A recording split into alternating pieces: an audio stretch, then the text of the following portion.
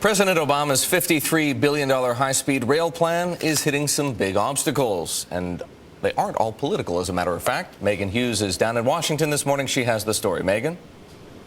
Hey there, Eric. Good morning. You know, this is one of President Obama's signature issues, connecting 80% of the country with high-speed rail lines within 25 years. The federal government has committed $10.5 billion to this so far to do it, and a lot of states are eager to jump on board. In 20 years, the investment that was required to get this started will look small, and the cost of not doing it will look very large.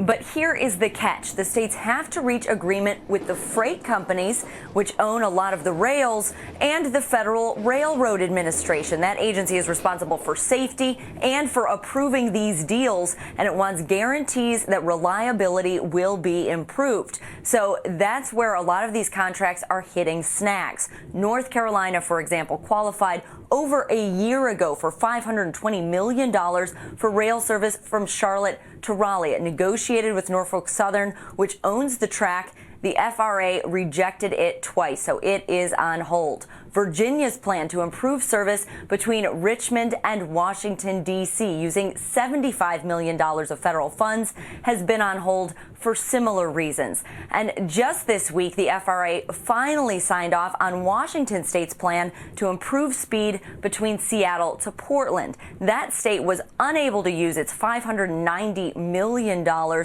in federal funds for over a year while the parties fought over whether passenger or freight trains would be held responsible for delays. Now, also worth pointing out here, Berkshire Hathaway chairman Warren Buffett owns the freight company involved in that Washington State deal, BNSF.